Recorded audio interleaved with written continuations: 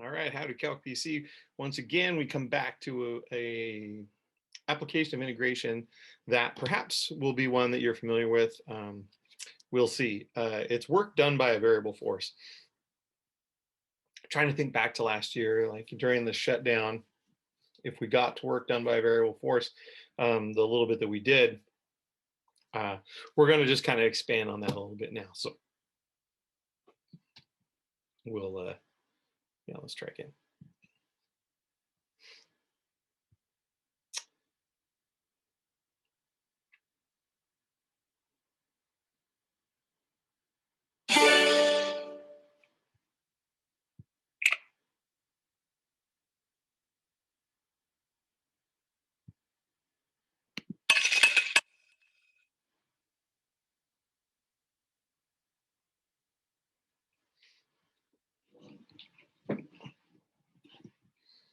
Hi again, CalBC. Welcome back. We're going to continue on with our applications of integration, and we're going to take a look at work done by a variable force. I know a lot of you had physics, and I know that you have probably heard of work. It's a force applied over a distance, and it's very simple. If you have a 500 Newton force, okay, and you lift it up, 5 meters, how much work is done? You just take and multiply force times distance. And that's very straightforward as long as the force in question is constant. And so what we're going to look at today is what happens when the work is being done by a force that is variable. And as you could probably guess, integration gets involved here. So there's kind of two ways to think about it. There's one set of variable work problems where you're going to want to think of the as figuring out like the little tiny little increments of work, and the way they work is you apply a force over a small distance, okay, and we'll see what that looks like here in just a second. The other way, when you find the work increment, is you actually have a constant distance or a certain distance, but then you look at the incremental force that happens on that distance. And so, we'll see examples of both here as we go through. And I'm going to do a couple of examples here for you. We'll take a look at a couple of different ones just that kind of hit the highlights. So there's the spring constant one. So you guys remember Hooke's law probably. So we'll be looking at Hooke's law problem, where we're compressing a spring down, and the more you compress it, the more force is required to compress it again. And so obviously the work done has to be done by a variable force. If you compress it with a finite force, it'll only go so far. And then we're going to do one where we're like lifting up a chain. So we're going to be lifting. There's like a chain, a very heavy chain laying on the ground, and as we lift it, obviously the force gets more because it starts to weigh more, and so on and so forth. And then we'll do one of the fluid pumping problems. They do water, they do oil, they do diesel fuel, they do gasoline at various times. And so we'll look at, depending on where the tank's located, and the size and shape of the tank, how much work is done in pumping all the water out of it or whatever. So anyway, that's kind of a preview of what we're going to do. Let's just jump right into it here and start looking at a couple of these two ideas, and then seeing how we can use them. So as I mentioned, we're talking about work done by a variable force. Sorry, I have to shut something down over here. I'm uploading a video at the same time, and as I'm making this one, and I think that's slowing down my computer. So there we go. So we're going to do our work. Oh boy, work done by a variable force. That's just a mess right there. Yeah, here we go. Work done by a variable force.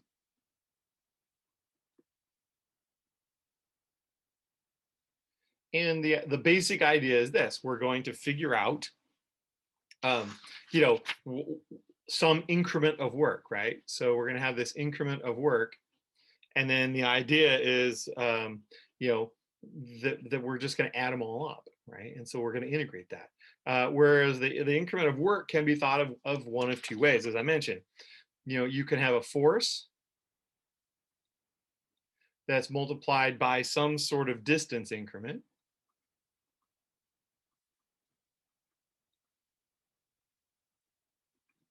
Okay, so the force can be thought of as very pretty much constant over some small distance. Okay, so think of it like a constant force times some delta x. Okay, or the other way to think of this is the work increment is actually there's some force increment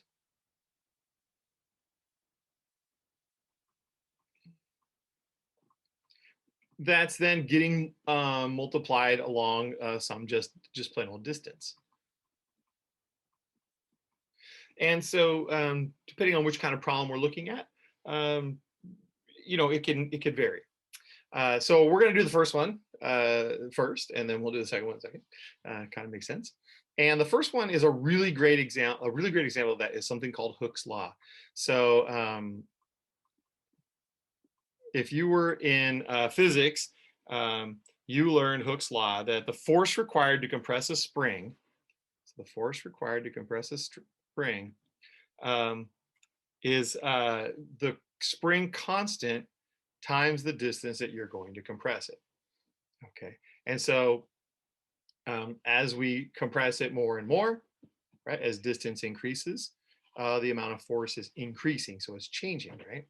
And so that's what we mean by we have a force increment, or sorry, not a force increment, a force across a distance increment. Basically, what'll happen is they'll give us some initial conditions to figure out what K is for our spring. And then they're going to say, okay, now tell me how much work is done in compressing the spring, however far. So my example here just says a force of 750 newtons.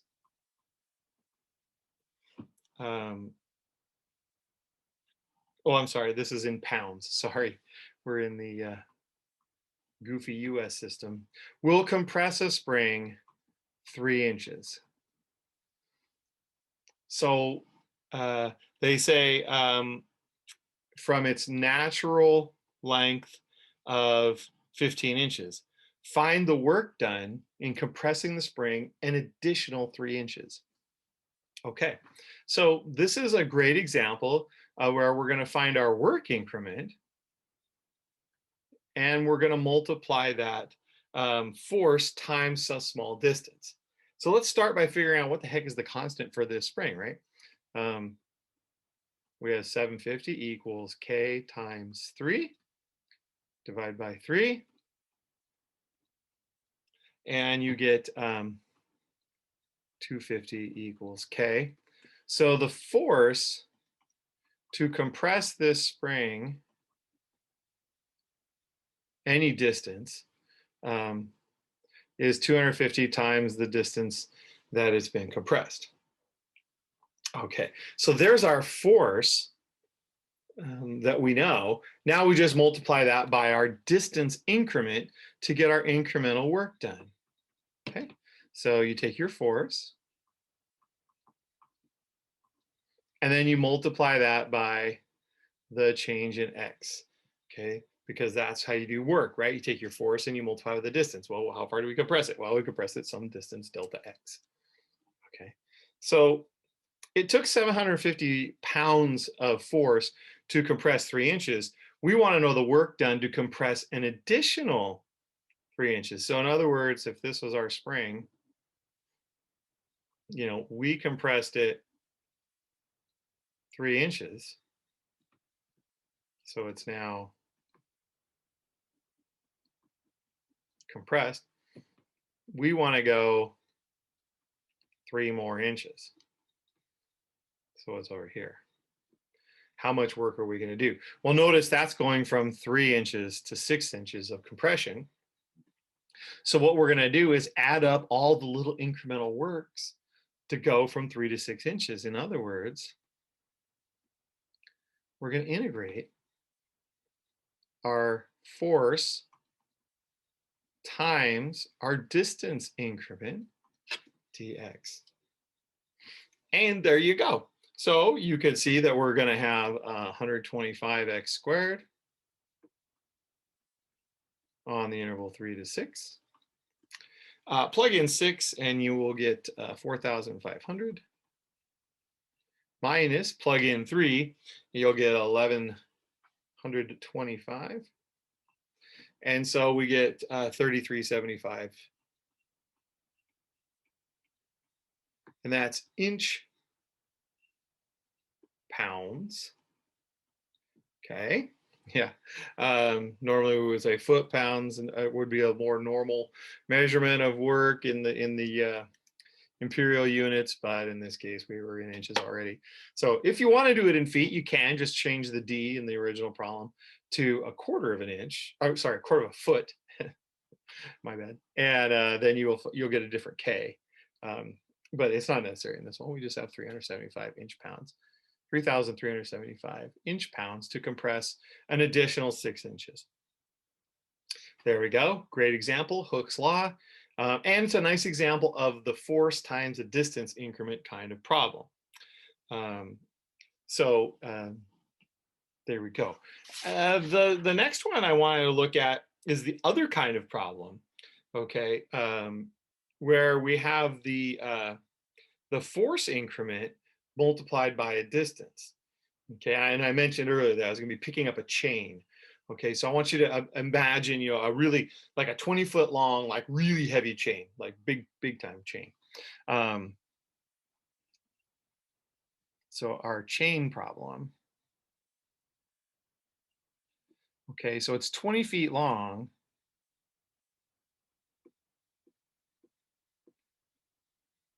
And it's laying on the ground.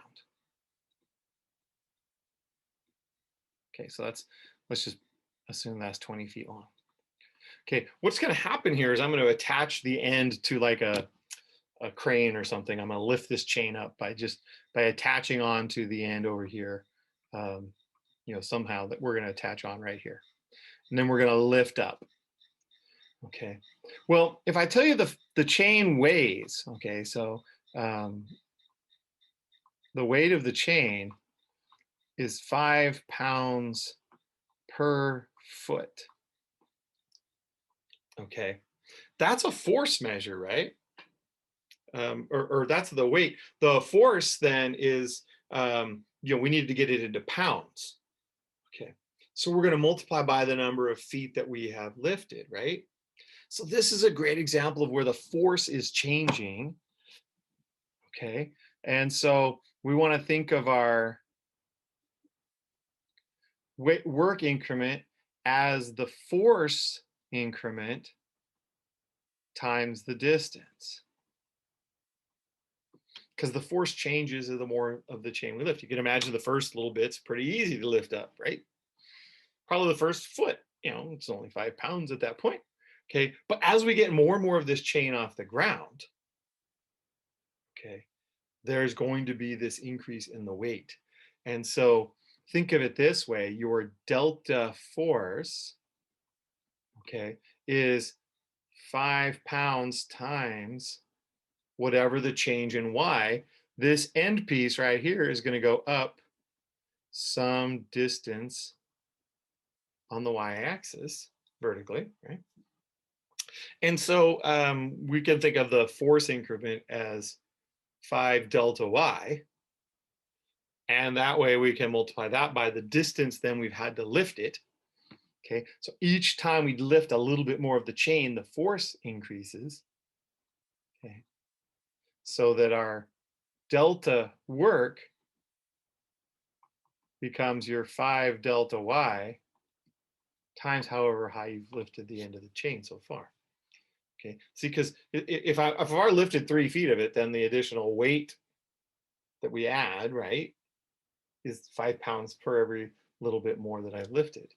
Okay, and then I just multiply that by the distance that that's going to get lifted. So there's my force increment times my distance problem.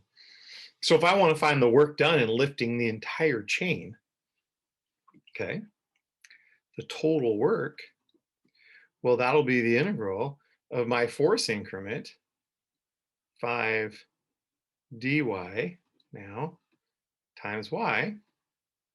And if I'm lifting the entire chain, we're starting with 0 feet lifted, and we're going to lift that end all the way up, 20 feet up into the air. Okay. And so let me just reorder this a little bit. 0 to 20, 5y dy, and integrate 5 halves y squared from 0 to 20. And when you square 20, you get 400. So we get 5 times 400, or 2,000 over 2. So that is 1,000 foot-pounds this time. Last time we had inch pounds, this time we have foot-pounds, because our distances were in feet originally.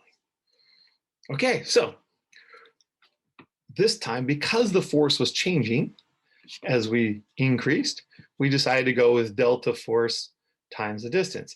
Here, okay, the force was pretty much however far it had compressed, okay, 250 times x. So we multiplied the force times the distance increment on the Hooke's law problem. Okay, so how do we decide? Let's take a look at another problem. Okay, so for this one, I've got a spherical fuel tank.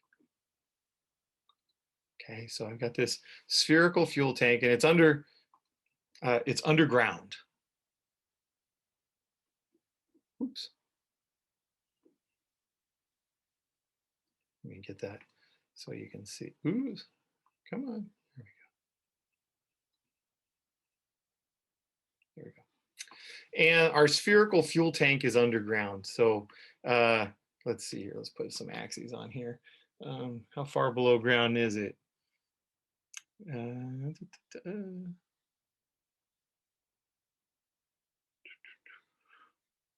Oh, it's just right at, there's a hole in the top of the tank that's right at ground level. Okay, so there's a hole right at the top of the tank.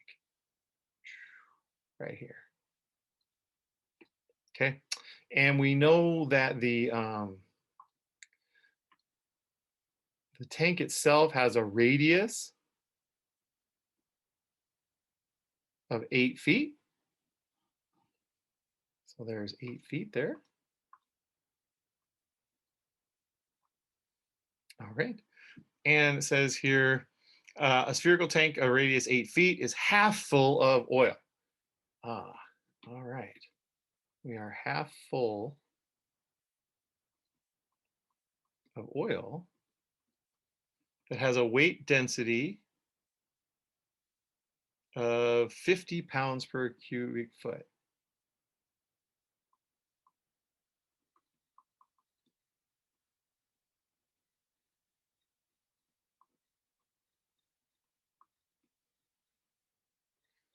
All right. We're supposed to find the work done, total work done, in emptying the tank through the hole that's in the top. Okay. So imagine we have a pump, okay, and there's some sort of a pipe that leads out of the tank through this hole in the top, and we're going to pump all the oil out through that pipe that goes out the hole. Okay. So the question is this a work increment where you're going to take the force times a distance increment? Or do we need to figure out what the incremental force is and multiply that by the distance that it's going to get pumped? What do you think? Well, here's how I'd like to do these. Notice how my oil is given this weight density, pounds per cubic foot. Okay, that means as the cubic feet change, the force is going to change. So that's what usually clues me into, aha, this I need to figure out what the force increment looks like, so that I can then multiply that by the distance that particular force has to get moved. Okay, so I'm going to add some axes to this. I want to have an X and Y axis, and I'm actually going to put the origin right at the bottom of the tank. Okay, so here's my, try not to cover up my black line there.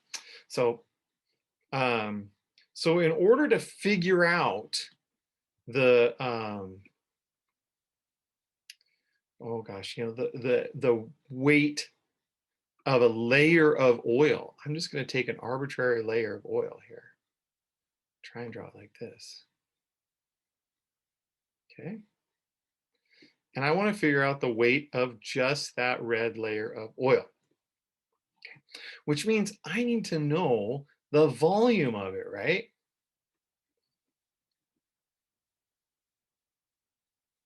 Well, obviously its radius isn't 8, so there must be some way to figure out what that radius is. Okay. And then it's going to have this really thin thickness to it, right?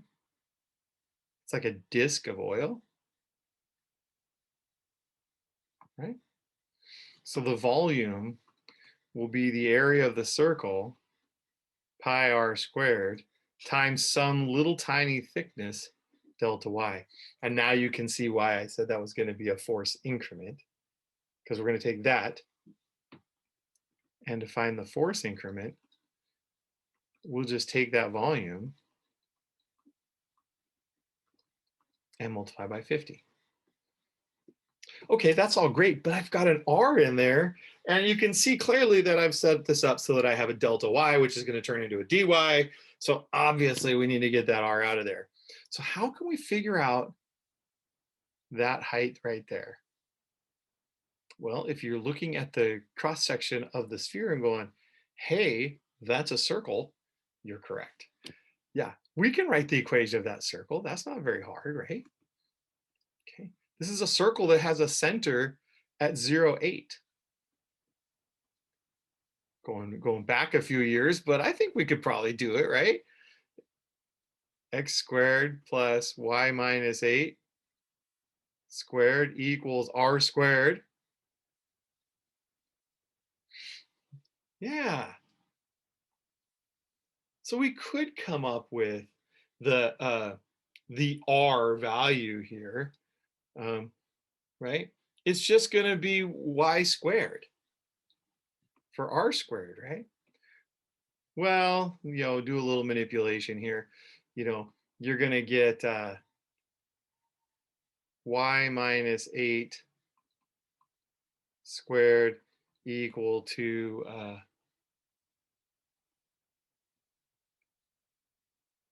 I'm sorry, we want to get x squared, right? We want to know the radius is right here, right? Sorry guys. Started solving for the wrong darn thing there. Yeah, we're going to get x squared is equal to 64 minus y minus 8 squared, like so.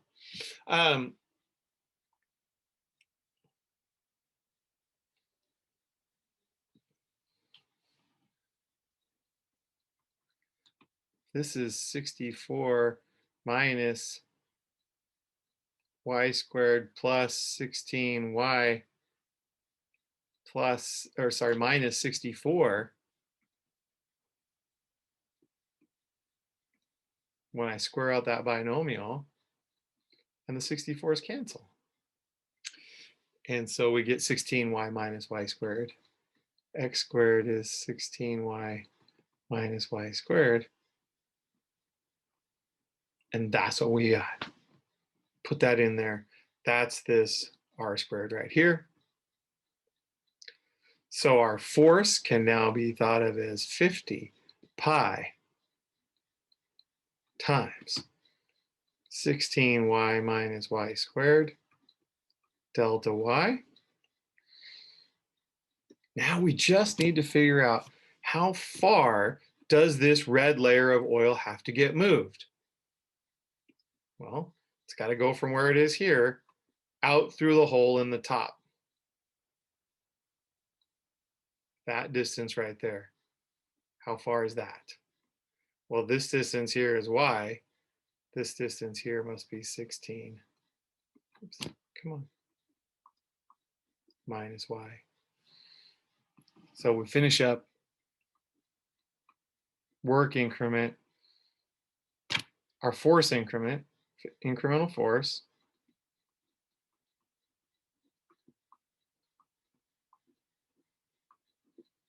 times the distance that it's going to get moved, which is 16 minus y. Okay.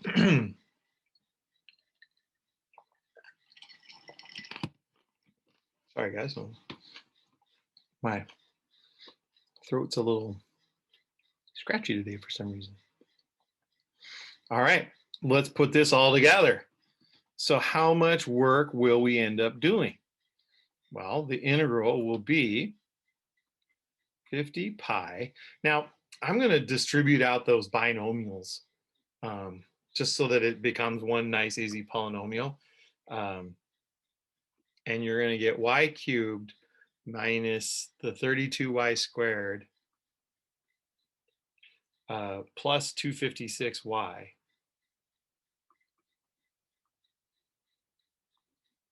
There's a y there.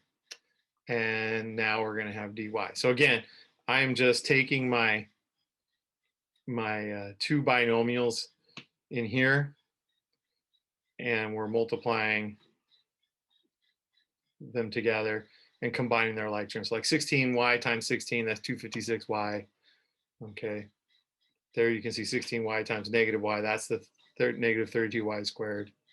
Here's another negative 16y squared, and then y cubed. Okay, so that's how we got the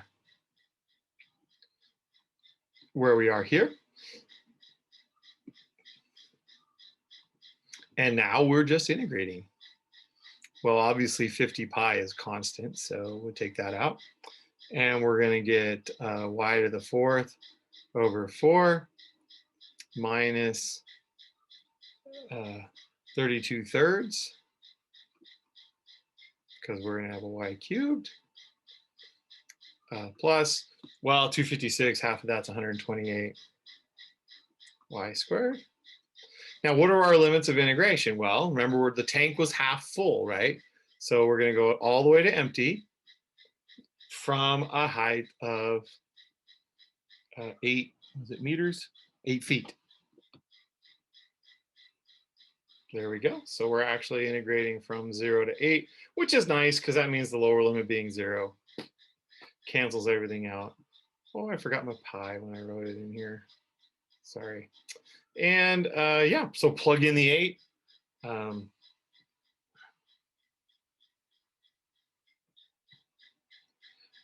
You're going to get 11,264. That's a 4. Over 3. And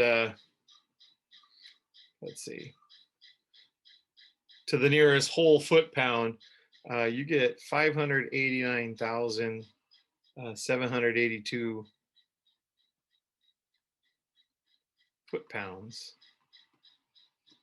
of work that are done in pumping that thing half of that out, emptying the tank from 0 to 8. So there's 3 nice examples of work done by variable force. So again, when you're doing these, be sure to check out, how is the force computed, right? Is it a rate that they give you for force? Like the chain problem, or in this case, a volume that's changing over time, or over the distance that gets pumped out. If that's the case, then make sure you use an incremental force and then figure out the distance that force has to get moved. Okay.